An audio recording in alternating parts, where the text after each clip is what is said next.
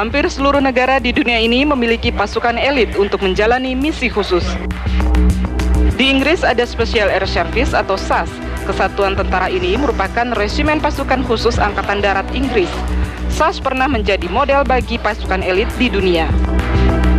Unit ini pun kerap diterjunkan dalam sejumlah penugasan militer. Salah satunya saat membantu Amerika Serikat menyingkirkan rezim Taliban di Afghanistan. Di tanah air, pasukan elit dikenal dengan sebutan Kopassus. Pasukan kebanggaan Indonesia ini masuk dalam jajaran pasukan elit dunia yang cukup diperhitungkan. Anggotanya pun merupakan prajurit terbaik dan sukses dalam sejumlah operasi penugasan. Sebut saja pembebasan sandera pembajak Garuda Woyla di Thailand tahun 80-an. Operasi itu mendapat perhatian publik dunia. Sebab dalam operasi ini, Kopassus berhasil membebaskan sandera dengan singkat dan menembak mati pembajak. Kopassus juga memiliki unit khusus yang menangani terorisme bernama Gultor 81. Di negara beruang merah atau Rusia, pasukan elit dinamakan Russian Spetsnaz. Pasukan khusus itu berada di bawah subordinasi Dinas Keamanan Federal atau FSB. Russian Spetsnaz dikontrol langsung Dinas Rahasia Militer. Intervensi Gendarmerie National Group atau populer disingkat GIGN adalah pasukan elit Prancis yang khusus menangani terorisme dan pembebasan sandera. Pasukan ini lebih mirip pasukan elit polisi andalan Amerika SWAT. Anggota dilatih untuk mengikuti peraturan polisi termasuk negosiasi dan penyelidikan spesialis. Untuk di negeri Paman Sam, pasukan khusus Angkatan Laut Navy SEAL tentu cukup diperhitungkan. Pasukan ini disiapkan untuk operasi tempur non-konvensional, pertahanan dalam negeri, serangan langsung, memburu terorisme, dan operasi khusus lainnya. Sejumlah operasi besar pernah sukses diukir Navy SEAL, termasuk menangkap dan menembak mati pemimpin Al-Qaeda Osama bin Laden. Tim TV One mengabarkan. Nih, ingin ada gambaran dari Pak AM Hendro Priyono mengenai Kopassus ini, Pak. Kabarnya beberapa negara meminta bantuan Kopassus untuk melatih pasukan mereka. Oh iya. Negara mana saja? Kamboja, ya, negara-negara di Afrika, banyak, nggak kehitung, ya, banyak sekali, dan mereka dengan bangga pakai baret merah pada hari-hari tertentu seperti yang di Kamboja itu. Mereka pakai simbolnya juga dia pakai.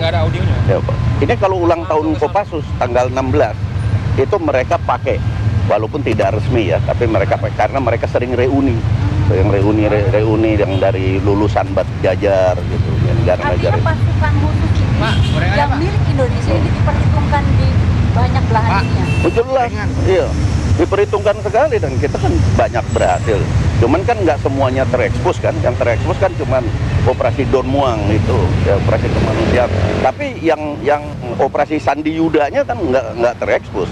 Dan itu titik berat pada pendidikan, bukan hanya fisiknya saja, tapi juga moral, ya, mentalnya. Itu juga dididik. Pak Hendro Priyono, Bapak kan tentu kan matang dan lama sekali di TNI begitu ya Bang ya? Ya. Manggil Bapak kayak ketua sekali, ya. Abang lah ya, mungkin manggil Abang lah paling lebih enak kan. Kalau Abang sendiri melihat Kopassus itu, apa sih yang membuat negara-negara tadi di Afrika, terus di Kamboja sampai membutuhkan skill kita? Apa yang ada di dalam Kopassus sih Bang? Hal-hal yang perlu diakui pertama adalah masalah mental, ya, kemudian fisik, dan kemudian juga berikutnya adalah strategi atau taktik operasional yang khusus sifatnya, karena Kopassus ini terdiri dari para komando dan Sandi Yuda. Para komando itu terbuka, melakukan raid, melakukan penyergapan terbuka. Kalau yang Sandi Yuda itu melakukan operasi intelijen strategis, tapi mereka harus juga siap untuk melakukan operasi fisik militer, itu jauh di dalam dan di garis belakang musuh. Okay. Dan dimulainya operasi Sandi Yuda Kopassus itu sepanjang spektrum perang, sebelum perang, selama perang, dan sesudahnya gitu. Itu ada teorinya, dan itu sangat menarik. Dan di angkatan-angkatan lain tidak ada, tidak diajarkan, tidak diberikan. Kan angkatan lain kan juga memiliki pasukan elitnya lah, seperti kayak pasukan Katak, pasukan khas angkatan udara, seperti itu berbeda.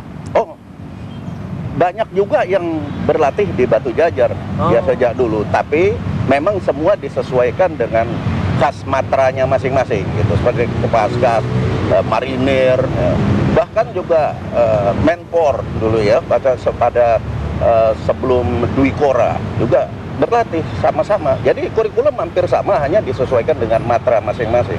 Dan yang paling penting di sini adalah masalah pendidikan moral. Itu yang ditekankan, sehingga kalau ada prajurit Kopassus penakut itu bukan salah tempat ya. Salah kamar ya. Salah kamar. Ya, karena kalau fisik itu bisa dilatih, kemudian ya, jiwa korsa juga itu bisa di set up, dilatih, karena jiwa korsa itu kan memang ada, sama-sama TV One kan juga punya rasa jiwa korsa kan. Ya, itu bisa dibentuk. Tapi kalau pemberani sama penakut udah dari sananya itu. Mau diapain itu, juga gitu ya. Iya, dan itu bukan dilatih, dididik itu. Dididik. Mungkin nggak orang dari penakut jadi berani masuk Kopassus? Begini, kalau mendidik sesuatu seperti kita juga mendidik petinju, mendidik karateka, judoka yang jadi juara-juara, sama ya itu. Kita mendidik itu hanya 30% kontribusinya, 70% dari sononya. Ya kita latih setengah mati nggak jadi juara dunia karena kita salah ambil. Jadi scoutingnya itu yang penting buat anggota Kopassus. Baik. Secara Kopassus itu walaupun dia salah di mata hukum kalau melakukan sesuatu seperti cebongan itu, tapi secara moral dia bagus. Buktinya kemarin tanggal 4 Danjen Kopassus tidur di tahanan, di rumah tahanan. Jadi itu anak 11 itu ditahan. Begitu kejadian dia juga ngaku saya yang berbuat. Masuk tahanan. Dan Jen Kopassus itu Agus Sutomo tidur di tahanan. Karena apa? Panggilan moral. Itu yang dilatih di Kopassus, itu yang menyebabkan negara-negara lain pada tertarik. Baiklah. Yang tidak tertarik kan cuman orang kita, elit yang ini demagog ini, banyak ngomong. Oke, ada Mas Andi juga. Ya. Dilanjutkan nanti, Pak, sesaat lagi.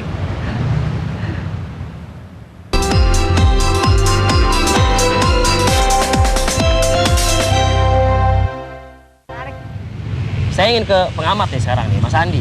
Mas Andi, melihat Kopassus ini ya, masih cukup membanggakan nggak sih pasca kejadian cebongan ini? Yang dilakukan oleh komandan-komandannya, terutama perwiranya, Pak Agus Sutomo, Pak Maruli Simanjuntak, misalnya Pak Suryadi sendiri sebagai mantan dan grup, itu sangat membanggakan. Membanggakan ya? Jadi ketika investigasi Angkatan Daratnya bergerak, langsung ketahuan pada pengakuan dari 11, Pak Agus Sutomo mengatakan saya bertanggung jawab. Dan grup 2 yang baru 1 hari menjabat bilang saya bertanggung jawab. Dan grup 2 yang digantikan juga menyatakan saya bertanggung jawab. Sampai tadi kata Bang Hendro kan juga menginap di tahanan. Betul, Pak Agus Sutomo makan kalau bisa ditukar kepala saya dengan 11 anggota Kopassus itu silahkan, saya bersedia. Moral seperti ini mungkin yang menjadi penghormatan dari negara-negara lain terhadap Kopassus, salah satunya begitu. Iya, dan juga memang ada kematangan tertentu ya dari Kopassus dilihat dari pembinaan karir dan tour of duty yang dilakukan. Di negara lain misalnya SAS, Navy SEAL, Delta Force, biasanya seseorang masuk menjadi anggota pasukan elit tersebut dan nanti akan pensiun usia muda karena mereka tidak dipersiapkan untuk tour of duty ke penugasan lainnya. Mereka tidak dipersiapkan untuk ke batalion atau brigade tempur lainnya atau misalnya ke teritorial. Kalau di Indonesia tidak. Dari Kopassus keluar bisa ke Kostrad, bisa ke batalion teritorial atau masuk ke komando teritorial, masuk lagi ke Kopassus, jadi matang. Dan akhirnya memang kalau kelihatan pimpinan-pimpinan TNI AD bintang 2, bintang 3 yang menjabat sebagai ASOP, Asintel, Kasat, bahkan Panglima, ada latar Kopassusnya. Jarang sekali yang tidak punya latar Kopassus. Itu yang membentuk kematangan dari Kops ini, Kops Komando ini yang berbeda dengan pasukan elit dari negara lain. Pasukan elit di negara lain itu usianya muda, orang-orangnya usianya muda sehingga kematangan berorganisasi, kematangan penugasan, kematangan jiwa korsa, pengabdian kepada negara tidak sedalam Kopassus. Itu yang pertama. Yang kedua, jarang ada pasukan elit yang terus-menerus beroperasi. Sebagian besar negara di dunia tidak mengalami perang, tidak mengalami konflik internal, tidak ada operasi-operasinya. Kopassus nyaris tidak putus operasinya sejak dibentuk oleh Pak Kawilarang. Terus-menerus beroperasi. Seperti diantaranya? DITI, Kalimantan Barat, Seroja, Fretilin, Pembebasan Woyla, Mapenduma, terus menerus beroperasi sehingga terbentuk karakternya. Nah, negara-negara lain latihan tanpa ada operasi realnya. Kopassus Parako Sandi Yudanya terus-menerus melakukan operasi dan itu yang membentuk karakter khususnya. Sehingga wajar misalnya kalau ada satu lembaga menilai Kopassus itu nomor 3 di dunia. Nomor 1-nya SAS Inggris, nomor 2 Mossad Israel, nomor 3 Kopassus. Wow. Mendengar ini membanggakan ya Pak? Oh iya. Nomor 3 di dunia. Saya bangga sekali. Dan Sayang pensiun ya Pak ya, kalau bisa terus-terus ya Pak mungkin ya Pak ya? Bukan. Begini loh, pemimpin nasional bangsa Indonesia yang kita harapkan, karakternya kayak Agus Sutomo itu. Ya, jadi punya tanggung jawab moral. Sampai yang Mas Andi tadi ceritakan, kalau bisa kepala saya menggantikan mereka dalam hukum, saya mau. Tapi kan hukum nggak bisa begitu. Karena yang bersalah, bersalah, dan yang tidak. Tapi moral kan bicara soal baik dan tidak baik. Ya. Menurut Komandan Kopassus, anak buahnya ini kita juga semua rakyat lihat. Kalau tidak, saya baru datang dari Jogja ini tadi malam. Saya lihat demonstrasinya masyarakat. Artinya secara moral mereka mendukung langkah dari Kopassusnya. Tanggung jawab. Siapa yang akan menang dalam peperangan, kata Sun Tzu, ada 5. Yang pertama adalah prajurit yang ngerti apa kewajibannya tanpa perintah atasan. Itu nomor 1. Nomor 2, komandan dan prajurit satu semangat, satu mental, satu moral sama, terintegrasi, dan seterusnya sampai 5. Tapi saya titik poin yang pertama itu, jangan moral. Dan dia melihat ini anak baik, walaupun harus dihukum, tapi dia tetap anak baik, gitu loh. Bukan, karena hukum itu cuma cerita, tidak ngomong anak baik atau tidak baik. Hukum itu ngomong salah atau benar. Kalau moral kan orang baik atau tidak baik. Dia secara moral prajurit Kopassus yang melakukan RIT itu orang-orang baik. Adapun dia melanggar hukum, ya dia tanggung jawab, kan dia berani tanggung jawab. Baik, Bang, gitu. adakah kekhawatiran ketika yang tadi bertanggung jawab itu 11 orang itu misalnya sudah terbukti di pengadilan militer dan kemudian misalnya ada pemecatan, berbahayakah ia ketika diterjunkan ke lapangan? Oh. Kalau Kopassus itu ya secara mental dia kan sudah terlatih. Apapun, apalagi ini ya dipecat tapi karena suatu perbuatan kesatria. Dia membunuh orang bukan mau ngerampok. Dia juga menembak ini bukan karena istrinya diperkosa orang. Bukan ada. Ini dia membela pertama adalah masyarakat Jogja. Saya orang Jogja, saya di Jogja tinggalnya.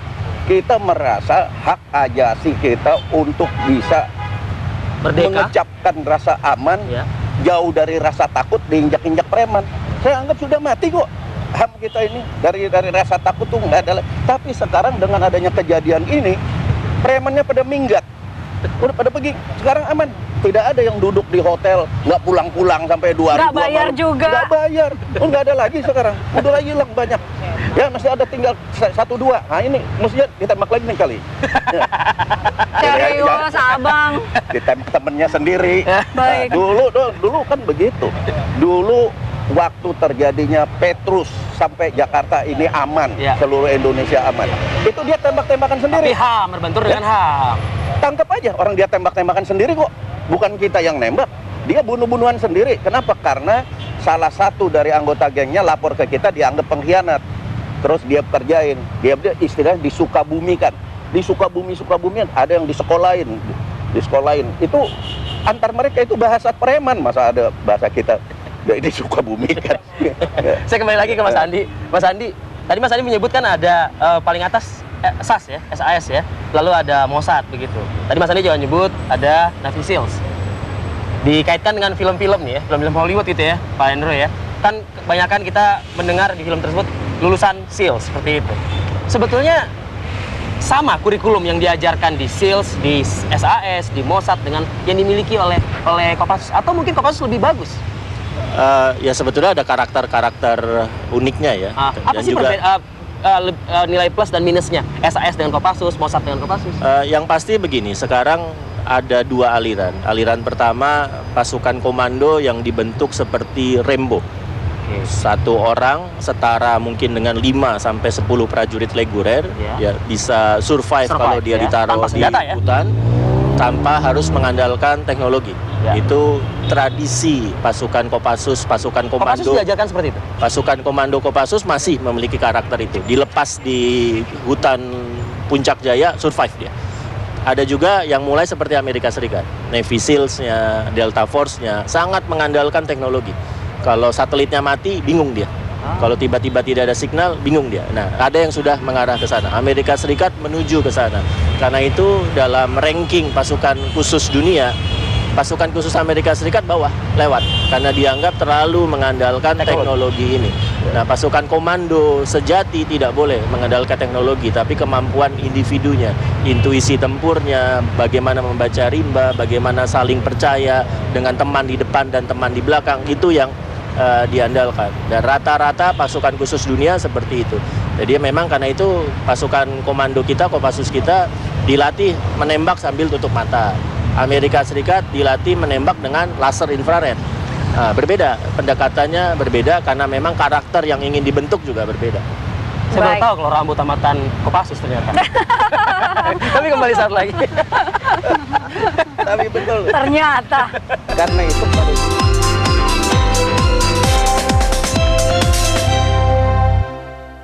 Baik. Ada penasaran nggak ini? Iya, sebetulnya banyak Silakan, cerita nih dari silakan. Bang Hendro sebetulnya ya. Tetapi gini Bang, kalau melihat apa yang berikan pelajaran-pelajaran, didikan kepada pasukan khusus ini dan kemudian mendapatkan posisi ketiga di dunia, ini Abang melihat bahwa yang satu ini kemudian kedepannya perlukah mengharumkan nama Indonesia lebih besar lagi? Sudah membina beberapa pasukan khusus di beberapa negara kan? Perlukah kemudian lebih banyak lagi negara yang...